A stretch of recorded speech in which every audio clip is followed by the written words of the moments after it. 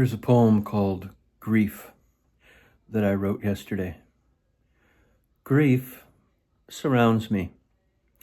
Grief defines me. Grief is an obstacle. Grief is an ally. Grief is a reflection of love.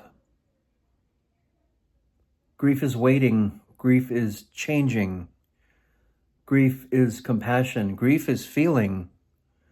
Grief is a reality. Grief is a wall. Grief is a pathway. Grief takes a fall.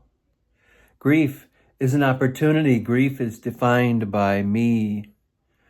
Grief is courage. Grief is hope. Grief is kindness that heals slow. It heals slow. Kindness heals slow. That's a poem called Grief, a non-rhyming poem for the most part, except for a few lines. Thanks again for allowing me to read some of my poetry. Now, most of the ones that I've been reading so far on YouTube have been ones from my 2022 book, but I'm going to expand out, do different ones, maybe more recent ones, but this one was my latest one this week. If you'd like to subscribe, it's the Poet Laureate channel.